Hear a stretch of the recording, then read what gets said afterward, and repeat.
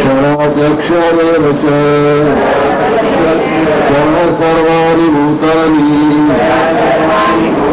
कूटस्थो अक्षर उच्यते। बहुकार द्वारा जीव दो प्रकार के हैं, च्युत तथा अच्युत। भौतिक जगत में प्रत्येक जीव च्युत क्षर होता है, आध्यात्मिक जगत में प्रत्येक जीव अच्युत अक्षर कहलाता है। श्लोक संख्या 17। इन दोनों के अतिरिक्त एक परम पुरुष परमात्मा है जो साक्षात अविनाशी भगवान है, जो तीनों लोगों में प्रवेश करके उनका पालन कर रहा है। श्लोक संख्या 18। क्योंकि मैं क्षर तथा अक्षर दोनों के परे हूँ और चूंकि मैं सर्वश्रेष्ठ हूँ, अतः मैं इस जगत में तथा वेदों में परम पुरुष के रूप में विख्यात हूँ। श्लोक संख्या 19। जो कोई भी मुझे संशय रहित होकर पुरुषोत्तम भगवान के रूप में जानता है, वह सब कुछ जानने वाला है। अतः हे भरत पुत्र, वह व्यक्ति मेरी पूर्ण भक्ति में रत होता है। श्लोक संख्या 20। हे अनंत, ये वैदिक शास्त्रों का सर्वाधिक अंश है जिसे मैंने अब प्रकट किया है। जो कोई इसे समझता है वह बुद्धिमान हो जाएगा और उसके प्रयास पूर्ण होंगे। हरे कृष्ण। परंतु वहां से गिर गए, मतलब इस भौतिक संसार में आ गए। और दूसरे वो जो आध्यात्मिक धाम में हैं और अपनी पोजीशन से नीचे नहीं गिरते, वही रहते। इन दो जीवों की चर्चा हो रही है।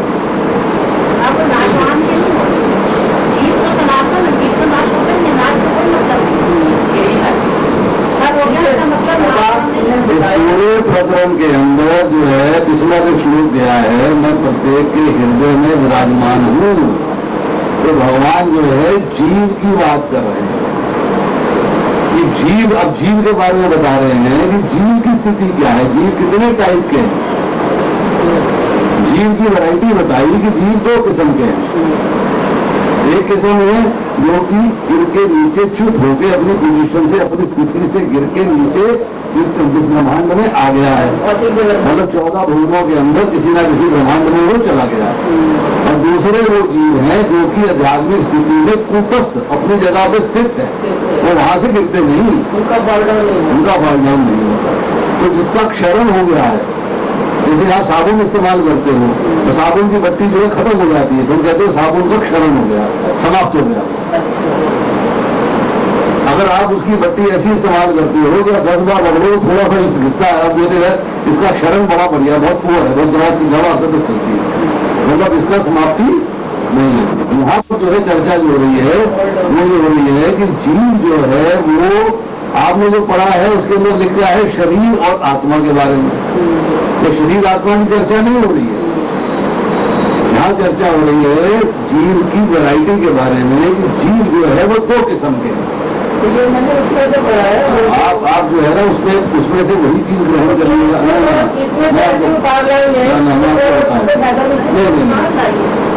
सुनिए मैं आपको बताता हूँ, अल्टरनेटिव मैं आपको तरीका बताता हूँ। देखिए अभी आपने पढ़ा जीव दो प्रकार के, च्युत तथा अच्युत। तो आपको मन में आना चाहिए च्युत का मतलब क्या होता है, अच्युत का मतलब क्या होता है, ये पता होना चाहिए पहली बात। फिर पढ़ा भौतिक जगह पे प्रत्येक जीव च्युत होता है, इसका अर्थ क्या, इसका मीनिंग क्या है, ये आना चाहिए।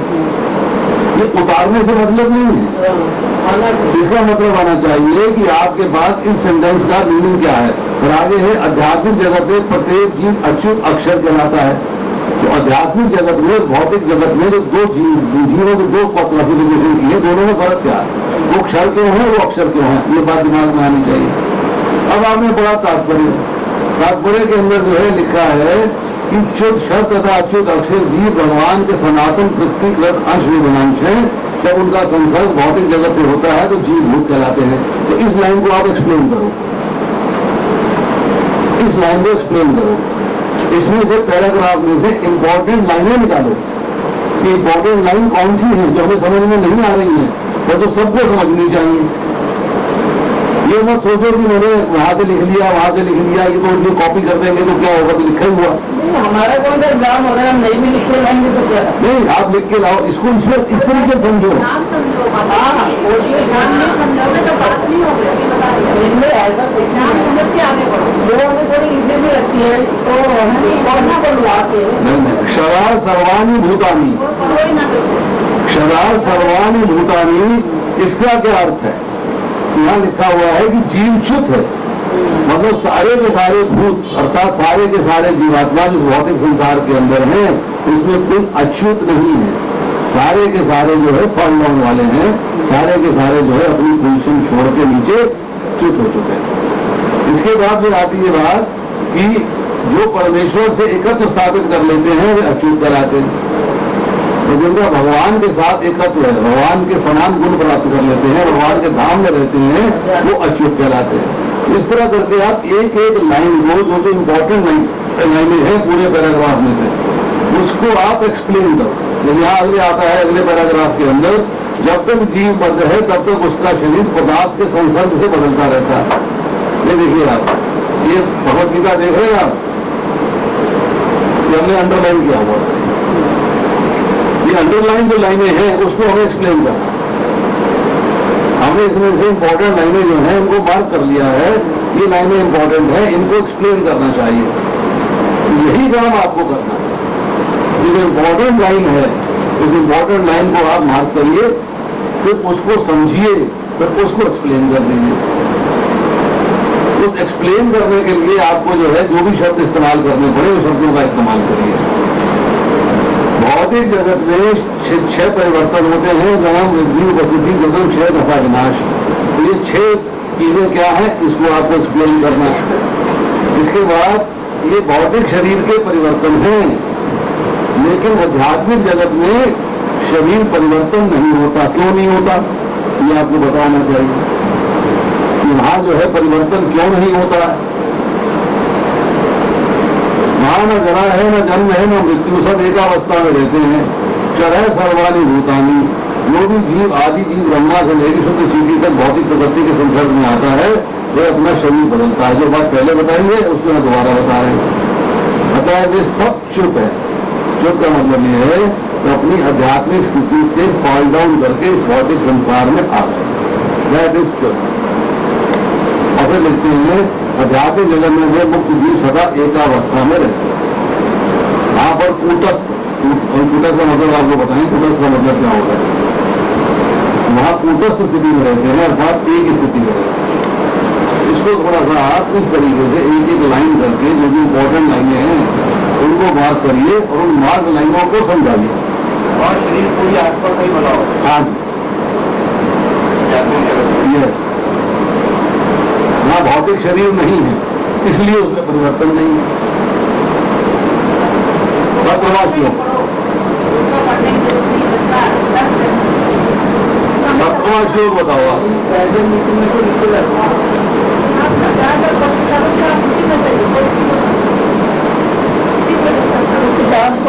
कमरे में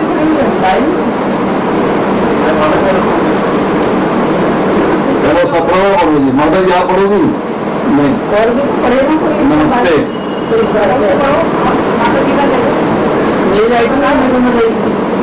किताब ले लो। क्षरा सर्वाणि भूतानि इसको अक्षर। तो 15वें अध्याय के 16वें श्लोक में भगवान जो है पूरे वेदों का सार बता रहे हैं। वेद व्यास जी ने सारे वेदों का सार बताया वेदांत सूत्र में। जितने भी वेद हैं सबका सार वेदांत सूत्र में, और वेदांत सूत्र का भी सार भगवान इन 3 श्लोकों में बता रहे हैं, 16, 17 और 18। अगर हम इसको समझ लेते हैं तो हम बुद्धिमान हो जाएंगे और हम जो भी कार्य करेंगे वो कार्य पूर्ण होंगे। ये 3 श्लोक बहुत ज्यादा इम्पोर्टेंट है, इसमें हमको जरा भी लापरवाही नहीं चाहिए। इसको अगर हम पढ़ लेंगे तो हम समझ जाएंगे भगवान कौन है और हम कौन है, हमारा भगवान के प्रति क्या कर्तव्य है, हम भगवान राम कैसे जा सकते हैं। इसलिए 3 श्लोक बहुत इम्पोर्टेंट है, इसको हमें बहुत ध्यानपूर्वक इसको समझना है। तो भगवान इसी अध्याय के 7वें श्लोक में कहते हैं, मामे वंशे जीव लोके जीव भूता सनातना मना सष्टानी इंद्रियाणी प्रकृति स्थानी करते। ये जीव मेरा ही भिन्न और सनातन अंश है। तो जीव कौन है? भगवान का अंश, और कैसा है? सनातन। सनातन मानना इसका कभी नाश नहीं होता। तो यहाँ पर वो नाश वाली वाली बात नहीं हो रही, इसका नाश नहीं होता, चाहे ये च्युत हो चाहे ये अच्युत हो, चाहे ये क्षर हो चाहे अक्षर हो, नाश नहीं होता। तो जीव को बताया कि दो प्रकार के जीव होते हैं। तो जो जीव क्षर और अक्षर, तो क्षर कौन से जीव होते हैं? तो जो जीव भगवान की सेवा छोड़कर स्वयं भोक्ता बनना चाहते हैं, उनको इस संसार में भेज दिया जाता है, भौतिक संसार में, और वो क्षर हो गए, गिर गए, फॉल डाउन, फॉलेबल, वो क्षर हो गए, अपनी जगह पर थे और क्षर हो गए। तो इस संसार में जितने भी जीव हैं, ब्रह्मा से लेकर छोटी सी चींटी तक, सब क्षर है। इस संसार में कोई अक्षर नहीं है, सब क्षर है। और जब जीव क्षर मतलब संसार में आ जाता है तो उसको एक भौतिक शरीर मिलता है। तो जीव तो सनातन है, लेकिन शरीर क्या होता है? परिवर्तनशील। तो जीव जब इस संसार में आता है, उसको भौतिक शरीर मिल जाता है, तो ये जीव 3 गुणों के द्वारा इस शरीर से बंध जाता है और आनंद प्राप्ति के लिए घोर संघर्ष करता है कि मुझे आनंद मिल जाए। आनंद को छोड़कर आया और यहाँ आकर आनंद चाहता है। आनंद क्यों चाहता है? क्योंकि आनंद का अंश है, जिसका अंश है उसी को चाहेगा। जैसे एक मिट्टी का ढेला है, आप उसको ऊपर उछाल दो तो कहाँ जाएगा? नीचे। क्यों? क्योंकि वो मिट्टी का अंश है। धुआं कहाँ जाएगा? ऊपर, क्योंकि वो हवा का अंश है। इसी प्रकार जीव क्या चाहेगा? आनंद, क्योंकि आनंद का अंश है, आनंद है भगवान। तो उसको छोड़कर आया और इस संसार में आनंद ढूंढ रहा है और बना हुआ है 3 गुणों से, बेड़ियां पड़ी हुई उसके पैरों में, लेकिन घोर संघर्ष कर रहा है, इसलिए आनंद के लिए। उसमें भी उसको चैन नहीं मिलता। जो शरीर मिला है ना, वो भी परिवर्तन, एक जैसा नहीं होता, परिवर्तनशील। आज पैदा हुआ, कल बढ़ेगा, फिर रुकेगा, फिर कुछ पैदा करेगा, फिर क्षय होगा, फिर मर जाएगा। तो 6 परिवर्तन लगातार हो जा रहे शरीर के अंदर और जीव उसके अंदर फंसा हुआ है। एक एकत्व में नहीं रह सकता। और इसके अलावा जब मर जाता है तो दूसरा शरीर धारण करो, दूसरे से तीसरा, तीसरे से चौथा, चौथे से 5वां, इस प्रकार लगातार शरीर धारण करता रहता है। 84 लाख योनियां और कई बार एक योनि भोगता है। तो जैसे एक बार मनुष्य बना, उसको तो अच्छा खाना पीना सब मिल रहा है, और दूसरा बार मान लो सुअर बन गया तो मल खा रहा, तो उसको कितनी ज्यादा यातनाएं हैं, लेकिन उसको वही अच्छा लगता है, उसी में आसक्ति हो जाती है और उसी के अंदर आनंद ढूंढता है। इसलिए ये चीज जो है क्षर है, ये कभी उभर नहीं पाते, इनको सबको क्षर कहते हैं। और अक्षर कौन है? अक्षर जो कि अपने धाम में ही है, आध्यात्मिक जगत में ही है, उनका क्षर नहीं हुआ, फॉल डाउन नहीं हुआ। क्यों? क्योंकि वो भगवान से जुड़े रहे, भगवान की सेवा में लगे रहे। उनको कूट स्था कहते हैं। कूट क्या होता है? कूट होता है एक बहुत बड़ा लोहे का टुकड़ा, बहुत भारी होता है, और उसके ऊपर लोहार दूसरा लोहा गर्म करके उसके ऊपर कूटता है। तो जिस लोहे को कूटता है वो तो टूट जाता है, लेकिन जो नीचे का पत्थर जिसके ऊपर कूट रहा है, वो उसके ऊपर कोई चेंज नहीं आता, ना वो अपनी जगह से हिलता है, ना उसमें कोई परिवर्तन आता है, वो कूट कहलाता है। इसी प्रकार जो आध्यात्मिक जगत में जीव है वो कूट स्थान, वो अपनी जगह से गिरते नहीं, वहीं रहते हैं भगवान के धाम में। और उनका शरीर कैसा होता है? आध्यात्मिक, सत्य, चित्त, आनंद से बना शरीर होता है। उस शरीर में कोई परिवर्तन नहीं होता। इस शरीर में तो 6 परिवर्तन बताए, उस शरीर में कोई परिवर्तन नहीं होता। इस शरीर में 3 गुणों से बना होता है, वहां पर 3 गुण नहीं होते, भौतिक गुण, वहां पर आध्यात्मिक गुण होते हैं। तो जीव के पास 8 आध्यात्मिक गुण होते हैं। पिछली बार बताया था आपको, कौन कौन से, किसी को याद है? 8 आध्यात्मिक गुण बताए थे कि जीव के पास होते हैं, जो कि भगवान के पास भी है। पाप रहित, ओल्ड एज नहीं होती, मृत्यु नहीं होती, भूख नहीं लगती, प्यास नहीं लगती, शोक नहीं होता, आनंद ही आनंद, और सत्य काम और सत्य संकल्प। जो कामनाएं करता है, जो संकल्प करता है, सब पूर्ण होती है। सत्यवादी होता है, जो भी बात करता है सब सत्य होती है, तो झूठ रही है वहां पर, पाप नहीं करता। ये 8 गुण होते हैं वहां पर, जिससे कि वो हमेशा आनंद में रहता है। और हम इस संसार में जो जीव फंसे हैं सब दुखी दुखी तीनों गुणों से बने हैं। वो जीव तीनों गुणों से अतीत है, वो है अच्छा है, वो है अच्युत।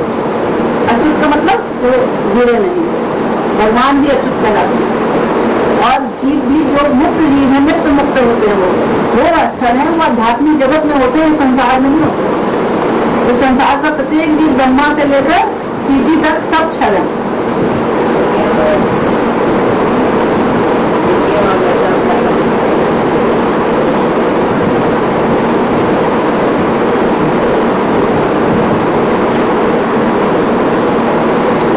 दूसरे श्लोक में भगवान क्या कहते हैं? उत्तम पुरुषा त्वन्या परमात्मा इति उदाहरण। इन दोनों के अतिरिक्त एक परम पुरुष भी है, एक और परम पुरुष है जो कि इन दोनों से श्रेष्ठ है। इस संसार में बता रहे हैं कि दो तो है, एक क्षर एक अक्षर, तो इसके अलावा भी एक और पुरुष है जो कि इन दोनों से श्रेष्ठ है, वो कहलाता है परमात्मा। वो है परमात्मा।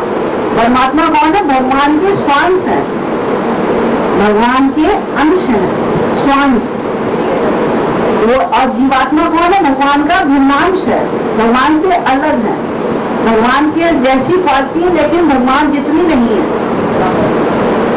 थोड़ी सी नहीं। जीव अनंत है और भगवान द्विगुण है, जैसे समुद्र और समुद्र की एक बूंद, इतना फर्क है। इतनी क्वालिटी भगवान के अंदर है, उतनी जीव के अंदर भी है, लेकिन क्वांटिटी कितनी है? समुद्र और समुद्र की एक बूंद, इतनी कम क्वांटिटी होती है, गुणों की मात्रा इतनी कम है पूरी मात्रा है, होती पूरे गुण वही है। क्वालिटी में क्वालिटेटिवली सेम और क्वांटिटेटिवली बिल्कुल फर्क है। तो ये जो परमात्मा है ये अविनाशी है, इसका नाश नहीं होता इस परमात्मा का, ना इसके शरीर का नाश होता है। ये जो परमात्मा जीव के साथ रहता है इसका नाश नहीं होता। और यो लोक त्रयम आयुष, ये तीनों लोगों में प्रवेश कर जाता है। और उसके बाद क्या करता है? विवर्त माने सबका पालन करता है। सबका पालन कैसे बताया था? पिछले श्लोकों में यही हुआ, कैसे भगवान पालन करते हैं। भगवान कहते हैं यदा आदित्य कदम तेजो, सूर्य का तेज, चंद्रमा का तेज, अग्नि का तेज मुझसे निकल रहा है। सारे अन्न, सारी वनस्पतियां, सारे फल, सारी सब्जियां मुझसे हो रही हैं। खाने को पकाने के लिए, कच्चा अन्न कोई नहीं खा सकता, पकाने के लिए अग्नि की जरूरत है। अब खाने में खा लिया तो पचाने के लिए भगवान अग्नि के रूप में अंदर प्रेजेंट है। भगवान 10 प्रकार की वायु के रूप में अंदर प्रेजेंट है, जो सारे शरीर के कार्य करती है। सांस लेना, सांस निकालना, पचे हुए खाने को पचाना और फिर अलग अलग उसको अंगों में भेजना, उसके रस को छींक मारना, डकार लेना, हल्के बंद करना, खोलना, शरीर सुखोलना, फैलाना और अपचे भोजन को बाहर निकालना, गर्भ को बाहर निकालना, ये सारे कार्य कौन कर रहा है? यही 10 प्रकार की वायु। तो हम तो पूरी तरीके से भगवान पर डिपेंडेंट है। हम 1 मिनट के लिए तो भगवान से कह रहे हैं हम अलग होकर अपना कार्य कर सकते हैं, तो नहीं। सांस हम बिना भगवान के कैसे ले सकते हैं? वायु ही नहीं होगी, हवा नहीं होगी, सांस कैसे होगा? और वायु किसकी शक्ति है? भगवान। सूरज नहीं होगा तो पत्तियां, पेड़ पौधे कैसे खाना बनाएंगे? सब मुरझा जाएंगे। तो हम कैसे बिना पेड़ पौधों के जिंदा रह सकते हैं? तो हम पल पल पर डिपेंडेंट है भगवान। इस प्रकार भगवान हमारा भरण पोषण करते हैं, ये विभक्ति का मतलब। तो ये परमात्मा के रूप में आकर भगवान तीनों लोगों में प्रवेश करते हैं और हमारा भरण पोषण करते हैं। और वो अव्यक्त अविनाशी ईश्वर, ये परम पुरुष है। तो 2 पुरुष हो गए, एक क्षर, एक अक्षर और एक परम पुरुष हो गए।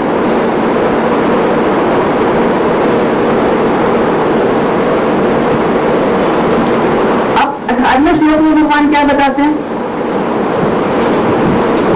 चूंकि मैं क्षर अक्षर दोनों से परे हूँ और चूंकि मैं सर्वश्रेष्ठ हूँ, अतः मैं इस जगत में तथा वेदों में परम पुरुष के रूप में विख्यात हूँ। अब भगवान और डिटेल में अपने बारे में बता रहे हैं। अभी तो अपना जीव बता दिया, जीव मेरा भिन्न अंश है और इसके दो रूप हैं, एक क्षर एक अक्षर और एक परमात्मा है जो कि मेरा स्वांश है। वो पहले जीव वाले वो भिन्नांश है, ये मेरा स्वांश है। अब भगवान और डिटेल में अपने बारे में बता रहे हैं कि मैं क्षर और अक्षर, इस संसार में जो भी क्षर जितने भी प्राणी हैं सबसे मैं अतीत हूँ, और उस संसार में आध्यात्मिक जगत में भी जितने प्राणी अक्षर उनसे भी मैं श्रेष्ठ हूँ, इसलिए मैं सर्वश्रेष्ठ हूँ, परमात्मा से भी ज्यादा श्रेष्ठ है। ये भगवान अपने बारे में आपको बता रहे हैं कि मैं सर्वश्रेष्ठ हूँ, इसलिए मुझे क्या कहते हैं, पुरुषोत्तम, पुरुषों में उत्तम। जितने भी पुरुष हैं, क्षर अक्षर और परमात्मा, इन सब में उत्तम कौन है, भगवान श्री कृष्ण। मैं अहम, मैं, भगवान कह रहे हैं।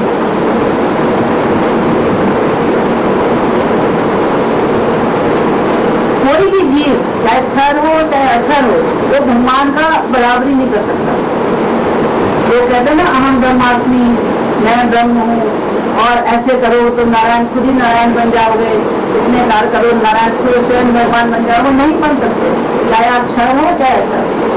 अर्जुन कहना ना 11वें अध्याय के 45वें श्लोक में, नत्वत्व समो अस्ति अभ्याधिका कुतो अन्य, आपके बराबरी कोई नहीं है तो आपसे बढ़कर कौन हो सकता है। और 10वें अध्याय के भी 12वें और 13वें श्लोक में भगवान अर्जुन क्या कहता है, जब भगवान की विभूतियों के बारे में सुना, क्या कहता है, परम ब्रह्म परम धाम पवित्रम परमम भगवान पुरुषम शाश्वतम दिव्यम आदि देवम अजम विभुम आहु स्वादिश्या सर्वे देवर्षि नारदा तथा आशितो देवलो व्यासा स्वयं चंद्र ऋषि। कहते आप परम पुरुष हैं, परम धाम है, पवित्र है, सब कुछ आती है। और इस बात को आशित देवर व्यास नारद सारे ऋषि मुनि कह रहे हैं कि आपसे बढ़कर कोई नहीं, और स्वयं आप भी कह रहे हैं मुझसे बढ़कर कोई नहीं, तो भगवान से बढ़कर कोई नहीं, ये अर्जुन ने बताया। इसके अलावा भगवान ही ब्रह्म ज्योति, ब्रह्म और परमात्मा के सोर्स है। तो परमात्मा भी आपको श्रेष्ठ पुरुष बताया ना इस संसार में, जो कि सबका पालन पोषण कर रहे हैं, उनका भी सोर्स। और ब्रह्म ज्योति जो पहले बताया है भगवान ने कि ब्रह्म ज्योति जो है न तद्भास्ते सूर्य न शशांको न पावता यद्गत्वा न निर्वर्तन से तद्धाम परमम मम, मेरी ब्रह्म ज्योति से ही सारा आध्यात्मिक जगत अलौकिक रहता है। तो वो जो ब्रह्म ज्योति है और ये जो परमात्मा है जो कि सारे संसार में जीवों का भरण पोषण कर रहे हैं, ये भगवान का ही एक अंश है। ब्रह्म ज्योति क्या है, भगवान भगवद गीता के 14वें अध्याय के 27वें श्लोक में कहते हैं, ब्राह्मणों ही प्रतिष्ठा अहम, जो ब्रह्म है इसका प्रतिष्ठा मैं हूँ, मैं इसका आधार हूँ, मुझसे ही सब कुछ निकलता है। और परमात्मा को क्या कहते हैं भगवान, कि मेरा स्वांश। ब्रह्मा जी कहते हैं ब्रह्म संहिता में, एको अपि असोवचितुम जगदंत कोटि यद शक्ति अस्ति जगदंत्य गंधा अंडांतर स्थल परमाणु क्या अंतरस्थम गोविंदम आदि पुरुषम को हम बजानी। और फिर कहते हैं यस एक निष्ठ काला कथा ओलम जीवंती लोग विद्या जगदम ना था विष्णु महासा यस कला विशेषो गोविंदम आदि पुरुषम को हम बजानी। क्या मतलब क्या हुआ, इसका मतलब ये हुआ कि जो भगवान विष्णु है वो भगवान की एक स्वांश मात्र है। और भगवान विष्णु कौन है, उनकी महत्ता जरा जानो। हमारी उम्र कितने साल की, ज्यादा से ज्यादा 100 साल, ठीक है। आजकल तो 100 साल होती नहीं सकती, 60, 70, 80, लेकिन ज्यादा से ज्यादा मान लो 100 साल है। और इस कलयुग के अंदर, कलयुग की उम्र कितनी है, कलयुग जिसमें हम लोग रह रहे हैं 4,32,000 साल। तो हम कलयुग में कितनी बार जन्म लेंगे, 4,32,000 साल बाद तो हम कम से कम ले ही लेंगे। और अगर हम कभी मक्खी बन गए, मक्खी बन गए, कभी मच्छर बन गए, कभी हम कुत्ता बिल्ली बन गए, उनकी उम्र तो 10-10 साल 12-12 साल होती है, ज्यादा ज्यादा 20 साल होती है। और मच्छर की उम्र तो कुछ दिन की होती है, छोटे मच्छर तो एक दिन का होता है, एक रात का होता है, सुबह मर जाते हैं, रात में पैदा होते सुबह मर जाते तो उनकी कितनी बार वो जन्म लेंगे? 4,32,000 साल तो मिनिमम हम लेंगे मैक्सिमम। और मैक्सिमम कितनी बार हम लेंगे आप खुद सोचो। और द्वापर युग कितना बड़ा होगा? इससे डबल कितना 8,64,000। तो उसमें हम कितनी बार जन्म लेंगे? सोचो, सोच नहीं सकते, चिंतिए। और त्रेता में ट्रिपल कर दो 12,96,000। तो अब सतयुग में उसका 4 टाइम्स कर दो 17,28,000। 17,28,000 साल का एक चतुर्युग हुआ। उस चतुर्युग में हम कितनी बार मरेंगे, पैदा हो कितनी बार? और एक एक युग में कई जन्म। अचिंत्य है, सोच नहीं सकते, इसमें हम गणना भी कर सकते।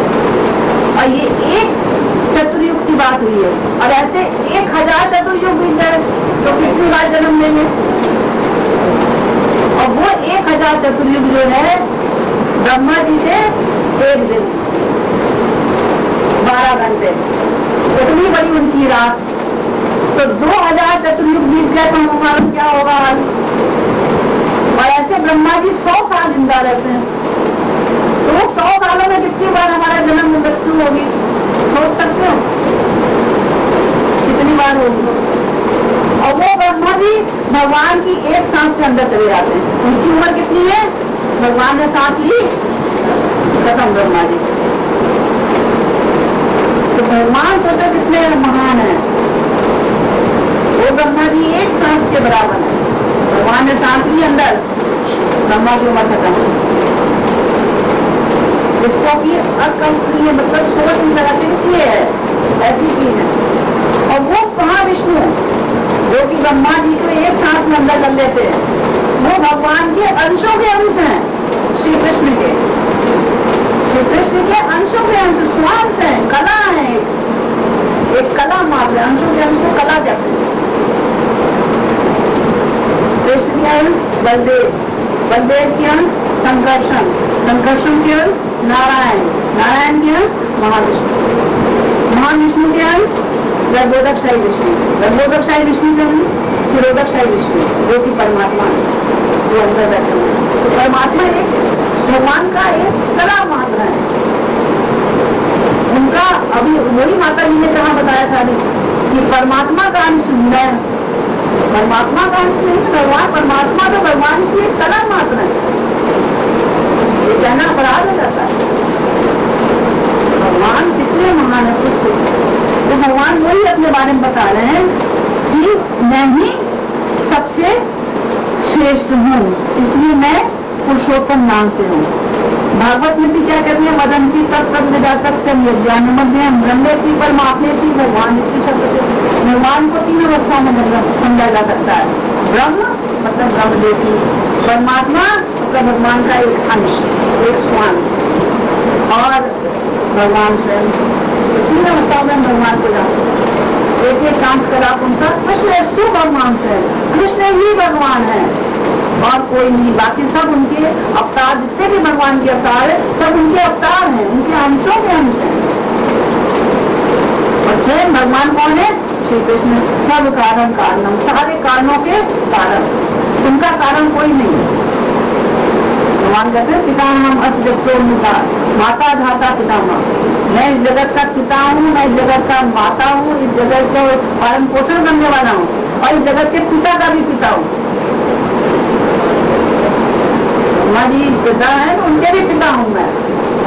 भगवान से बढ़कर कोई नहीं। यही है वेदों का सार, यही वेदों का सार है। सबका सर्वाधिक भू अंश जो भगवान आपके श्लोक में बताएंगे कि मुझको समझ लेगा जो जीव और अपने को समझ लेगा कि उसकी क्या स्थिति है और मेरी क्या स्थिति है, जो ये समझ लेगा वो बुद्धिमान हो जाएगा। और वो क्या करेगा तब? वो समझ लेगा, सीधे भक्ति में लग जाएगा, सब कुछ छोड़कर। इस संसार से उसको विरक्ति हो जाएगी, इस संसार में नहीं रहना चाहेगा। अभी तो हम संसार में रह रहे, आसक्ति है, एक चीज मिल गई उसमें आसक्ति हो जाती है। ये धन मेरा है, कोई ले ना ले, चुरा ना ले, ये पुत्र मेरा है, इसको कुछ तोड़ ना जाए, ये घर मेरा है, कोई तोड़ ना दे, ये आसक्ति है। हमें पता ही हमें बांध रहा है पैरों से, हमारा कितने जन्म हुए, कितने पुत्र हुए, कितने माता पिता हमारे हमें याद है? इस जन्म का याद है, उसको पकड़ के बैठे और पुत्र ने बाद में निकाल दिया घर से। तब रोने कितने वृद्धा आश्रम बने, वहां जाकर देखे उनके कष्ट। तो हमें यहाँ भी संसार में आसक्ति को छोड़ना पड़ेगा। जब हम कब छोड़ेंगे? जब भगवान की महानता और अपने बारे में हम समझ लेंगे कि हम कौन है, क्षर इस संसार में कैसे रह रहे हैं और भगवान कहाँ है, कितने महान, जिनको छोड़कर हम आ गए।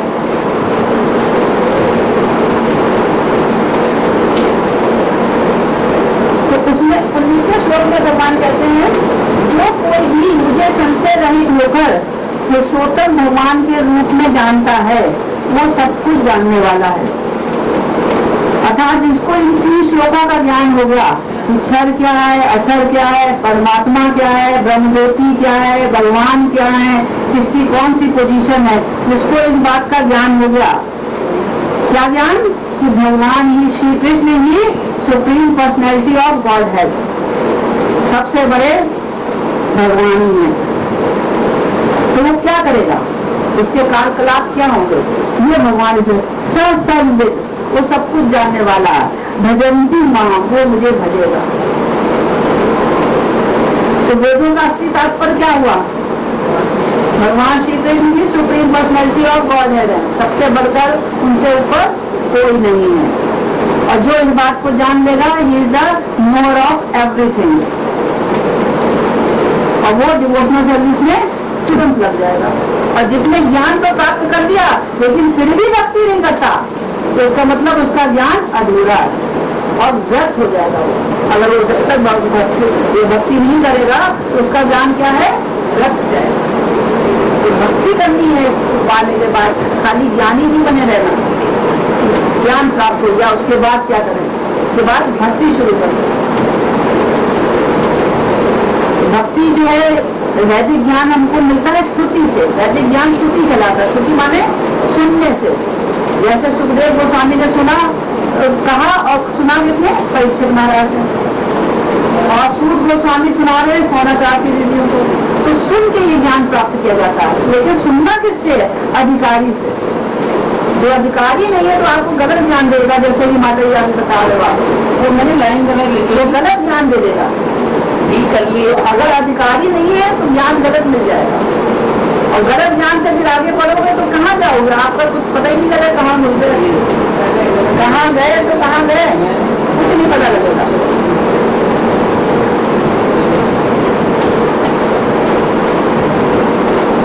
तो भक्ति का मतलब है कि यदि कोई कृष्ण कॉन्शियस हो जाता है तो पूर्ण रूप से तुरंत भक्ति में लग जाता है। इसका मतलब है कि उसने सारा वैदिक ज्ञान समझ लिया। जो कृष्ण की भक्ति में लग गया, उसका मतलब क्या हुआ? उसने सारा ज्ञान समझ लिया। और जो नहीं लगा, उससे ज्ञानी होने के बावजूद भी ज्ञानी नहीं, उसके अनेक जन्मों का चिंतन व्यर्थ हो जाता है। चिंतन करता रहता है, कहीं कुछ और तो नहीं है, कुछ और तुम सही है कि नहीं, शंका।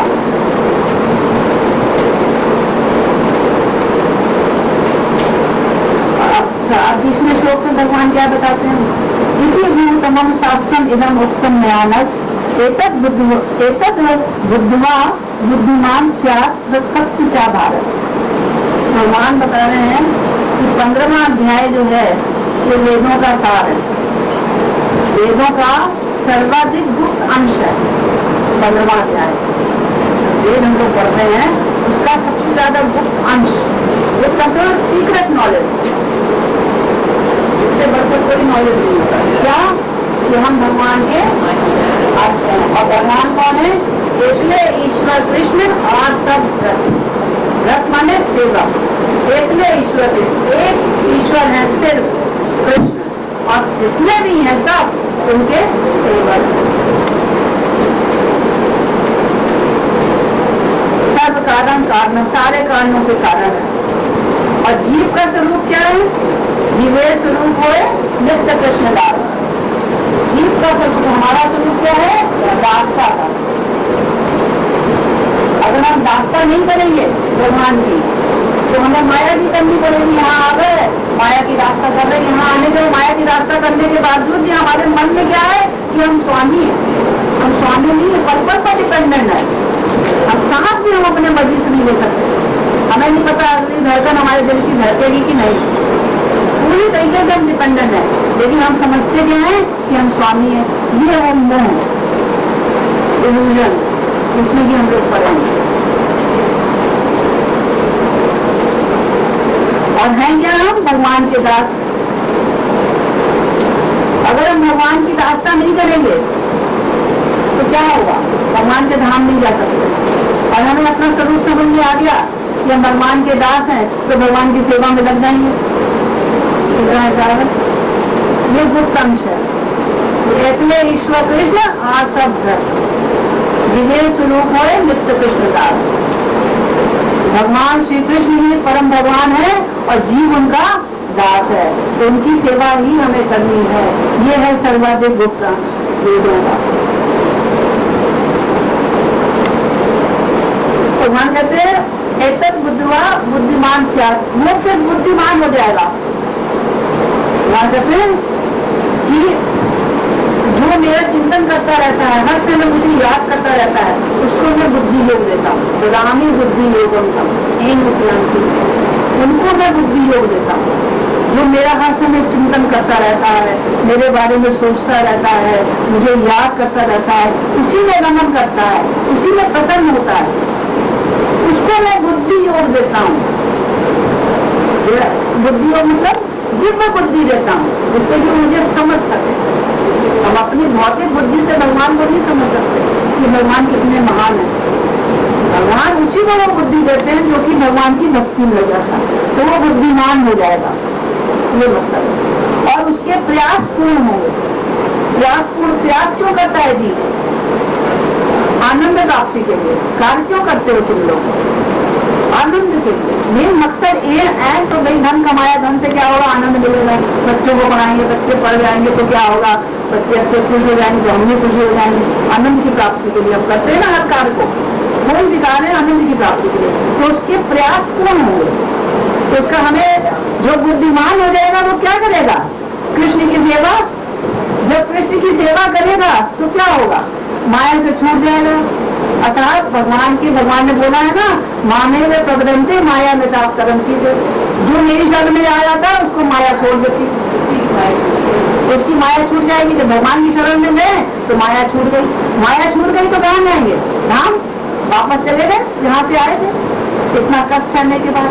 तो वो बुद्धिमान हो जाएगा, उसके सारे कार्य अर्थात जो भी वो भक्ति करता है वो पूर्ण हो जाएगा, उसमें कमी नहीं आएगी। क्योंकि जहाँ भक्ति होती है, भक्ति जब भी हम करते हैं भगवान की, तो वो इस भौतिक प्रगति के अंदर में नहीं होती, वो भगवान की अंतरंगा शक्ति के अंदर में होती है। भगवान की 3 प्रकार की शक्तियाँ, एक अंतरंगा, एक बहिरंगा और एक तटस्था। जीव जो है तटस्था शक्ति है और बहिरंगा शक्ति माया की है, जो कि अपनी तरफ हमें खींच रही है। और अंतरंगा शक्ति किसकी है? भगवान की। तो जब हम भक्ति करते हैं तो अंतरंगा शक्ति हमारे ऊपर होती है, तो माया उसमें काम नहीं कर सकती। तो हमारे अंदर पूरा ज्ञान आ जाएगा, बुद्धि आ जाएगी, बुद्धिमान हो जाएंगे। जहाँ कृष्ण वहाँ नहीं माया अधिकार। जहाँ कृष्ण आ गए, कृष्ण का नाम लो, कृष्ण नाम के अंदर है, शब्द के अंदर कृष्ण है। जहाँ कृष्ण का नाम लिया तो वहाँ पर माया दूर भागती है। जहाँ कृष्ण वहाँ नहीं माया अधिकार, जहाँ सूर्य वहाँ नहीं अंधकार। सूर्य है वहाँ पर अंधकार हो ही नहीं सकता। तो कृष्ण कहते हैं सूर्य के समान है और माया अंधकार के समान है। तो एक बार हमें भगवान की भक्ति करेंगे तो माया हमारी भाग जाएगी। और जो भक्ति में नहीं प्रकट होगा वो क्या है? मूढ़, बुद्धिमान नहीं चलाएगा वो। और यहाँ पर एक वर्ड और प्रभुपाद जी ने स्पेशली बताया, अनग। अर्जुन को अनग कहा गया। अनग मतलब पाप रहित। तो भगवान जो है 7वें अध्याय के 28वें श्लोक में बताते हैं, एशान तो अंतगतम पापम जब नाम कुल कर्मनाम ये द्वंद मोह निर्मुक्ता भजन से नाम गर्भता। कि जिसके पापों का अंत हो गया है, जिसके पुण्यों का उदय हो गया है, वो मुझे दृढ़ता से बसते हैं। जिसके और पुण्यों का उदय हो गया, वो मुझे गंगा पूर्वक भजते हैं। तो अभी तो हमारे तो पाप खत्म नहीं हुए, हम तो भज ही नहीं सकते। लेकिन भगवान यहाँ अर्जुन को अनक कह देते निष्पाप, तो क्योंकि अर्जुन भगवान का भक्त था और मित्र था। तो जब हम भक्ति करते हैं तो भक्ति इतनी शक्तिशाली होती है कि हमारे सारे पाप नष्ट हो जाते हैं। जो भी हम कार्य करें, जो भी हमारे पाप होंगे, भक्ति करने से ऑटोमेटिक नष्ट हो जाएंगे। हमें उन पापों को नष्ट करने के, उनका प्रायश्चित करने की जरूरत नहीं है। हमें क्या करना है, सीधे भक्ति में लगना है। इस बात को हमें इन 3 श्लोकों से समझ में आ गया कि हम भगवान के दास हैं और भगवान ही सब कुछ है, वही सुप्रीम पर्सनैलिटी है। तो हमें उन्हीं की सेवा करनी है, उनकी भक्ति करनी है, इस संसार में नहीं फंसना है। ये है वेदों का सबसे गुप्त अंश। तो संसार से मुक्ति के लिए इस अध्याय के 1 से लेकर 5वें श्लोक तक तो बताया कि कैसे हमें इस संसार से मुक्ति मिलेगी। इस संसार को क्या बता दिया, उल्टा भगवत का वृक्ष, और इसके अंदर जीव फंसा हुआ है। और ये वृक्ष भी कैसा है, असली नहीं है, प्रतिबिंबित है। असली तो भगवान के नाम में है, क्योंकि ये प्रतिबिंबित होने पर भी इतना आकर्षण है, तो असली में कितना होगा आकर्षण। जीव इस संसार को नहीं छोड़ना चाहता क्योंकि बहुत खूबसूरत है, तो असली कितना अच्छा होगा। ये तो प्रतिबिंब मात्र है उसका। तो इसको कैसे हमें छोड़ना है, विरक्ति के शस्त्र से इसको काटना, विरक्ति लानी है। क्योंकि हम इस संसार के नहीं है, हम भगवान के धाम से आए हैं, वहीं हमें जाना है। ये हमारे दिमाग में बात होगी। जिगरे स्वरूप है नित्य कृष्ण दास, हमें दास्ता करनी है भगवान की। तो हमें इस संसार से धीरे धीरे विरक्ति हो जाएगी। तो 6वें श्लोक से लेकर 20वें श्लोक तक भगवान ने वही बताया पुरुषोत्तम योग, तो कैसे भगवान को समझो। भगवान ने पहले अपनी महत्ता बताई कि मैं क्या हूँ, कैसे मैं तुम लोगों का सारा पालन पोषण कर रहा हूँ, और वेदों का अंतरिक्ष अंत क्या हूँ मैं, वेदों के अंदर जो है गुप्त अंश क्या है, वो उसको समझो। तो वेद लिखने वाले भगवान कह रहे मैं हूँ, जिन्होंने वेद लिखा, मैं ही जानता हूँ वेद के बारे में, और वेदों के द्वारा जो जानने योग है वो मैं ही हूँ। तो ये चीज है वेदों के द्वारा जानने योग कि भगवान श्री कृष्ण ही एक ईश्वर कृष्ण है और कोई नहीं है। और उसके बाद जो वेद का जीव का भी स्वरूप पता लग गया, और जीव जो भगवान की भक्ति करेगा, भगवान के शरणागत हो जाएगा, तो उसको माया छोड़ देगी और जीव अपने धाम वापस चला जाएगा। धाम सब हमारा एम तो धाम जाने का है ना। तो जब एक बार धाम जाने का हमको रास्ता दिखाई दे गया तो हम क्यों लगे रहेंगे यहाँ। तो भगवान से हमको जुड़ना है। सारे शास्त्रों का यही निचोड़ है, जितने शास्त्र। तो ये 15वां अध्याय बहुत इंपॉर्टेंट अध्याय था। पुरुषोत्तम योग कहते हैं कि पुरुषोत्तम से कैसे योग करना। हरे कृष्ण।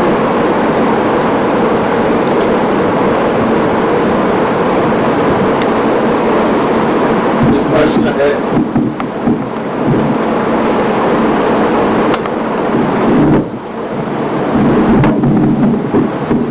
हाँ जी पूछे।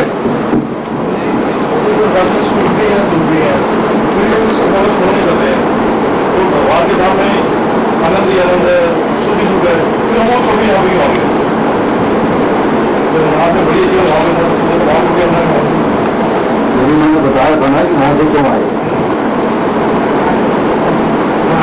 वहाँ पे क्या सुना हो रहा है तो आप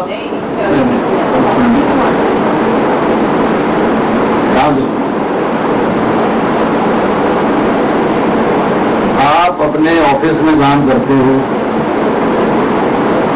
आपके नीचे जो है एक एम्प्लॉय काम करता है, वो चाहता है कि वो भी आप जैसी ही पोजीशन प्राप्त करे।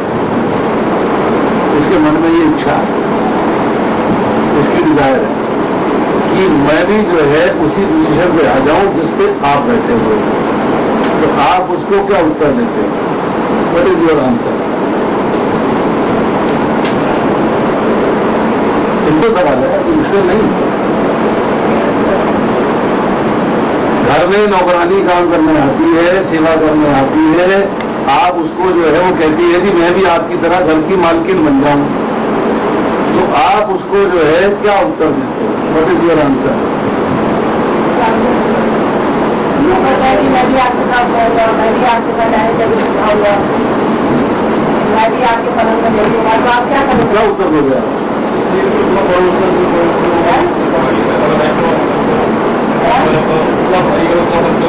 पढ़ाई कहाँ से करें? आपका उत्तर है बड़ा एक लाइन में, एलिजिबिलिटी अटेन करो, पहले योग्यता प्राप्त करो, तब मेरे बराबर आ सकते हो, नहीं तो नहीं आ सकते।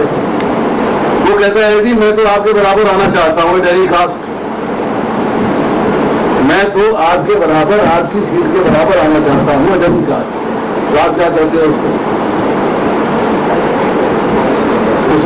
उसने जबरदस्ती सोच लिया कि मुझे आपकी पोजीशन में आके बैठना है, तो आप क्या बोलोगे? आप सेवा करनी है। मेरा देश के इस ऑफिस में तो एक ही ऑफिसर है, मुझे मेरे बराबर ऑफिसर बनना है तो कोई दूसरा ऑफिस ढूंढ लो,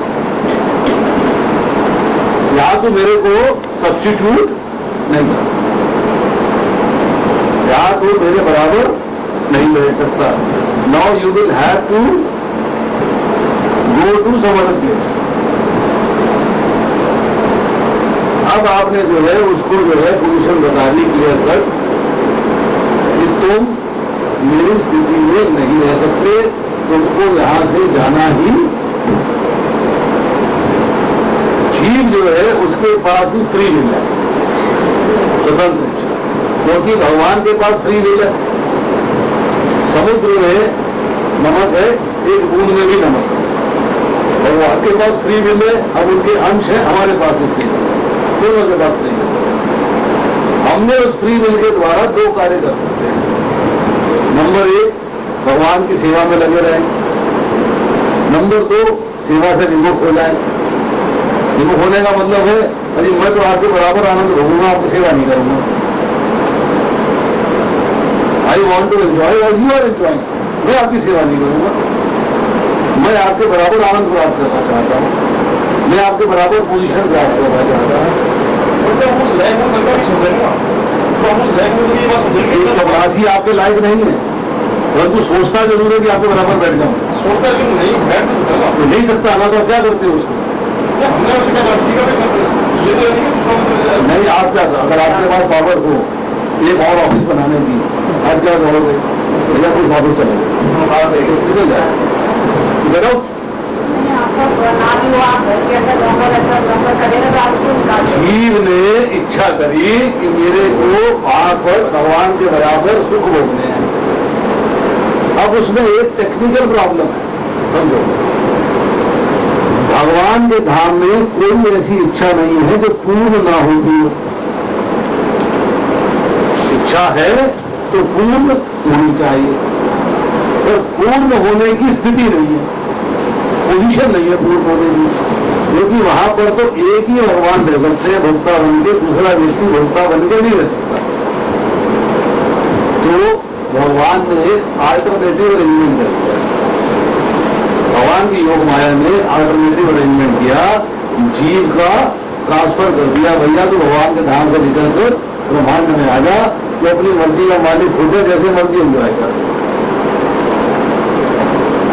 चॉइस इज नॉट योर्स।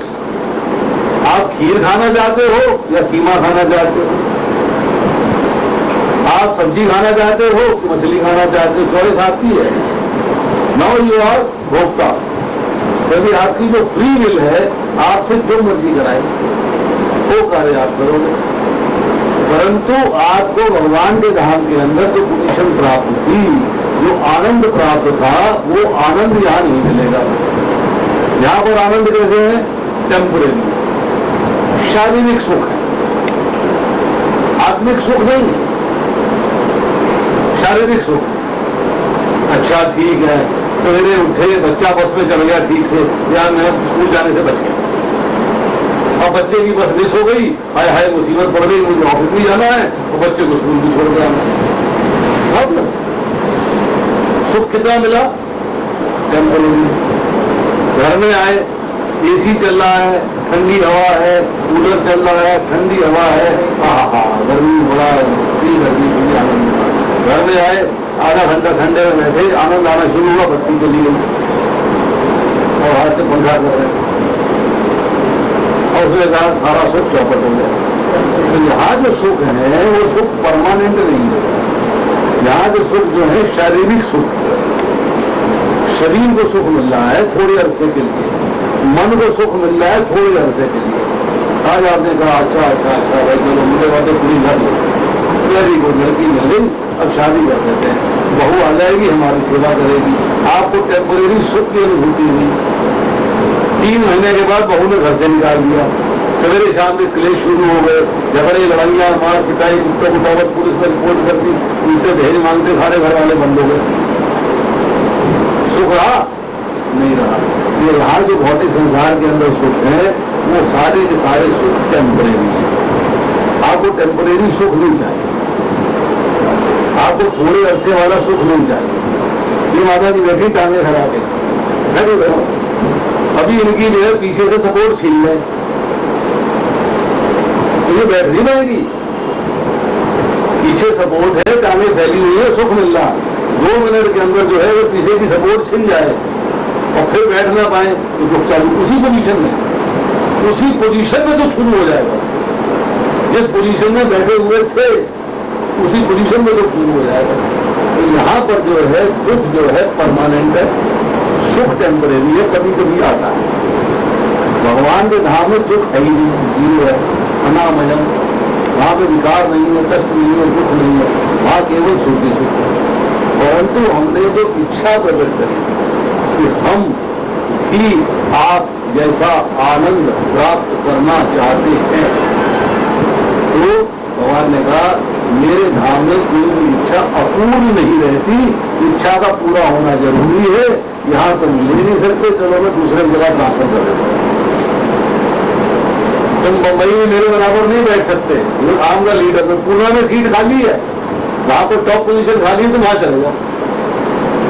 बोले पूना नहीं, पूना जाने के बाद पता लगा कि वहां पे 10 आदमी लड़ाई के लिए बैठे हुए हैं, हर आदमी टांग खींच रहा है, HRA मिलना बंद हो गया, वहां पे टूटा फूटा मकान भी दिया कंपनी ने। यार सुख तो मिला, मैं टॉप पोजीशन पे तो आ गया, भोगता तो बन गया, तो साथ में मेरे कष्ट साथ लग गए। वहां में जूनियर पोजीशन बता पर सारे सुख थे, बढ़िया फ्लैट था, बढ़िया मकान था, बढ़िया गाड़ी थी, मोबाइल मिला हुआ था, AC ऑफिस था, AC घर था, तो पोजीशन जूनियर थी। या पोजीशन तो टॉप है तो सुख सारे चले।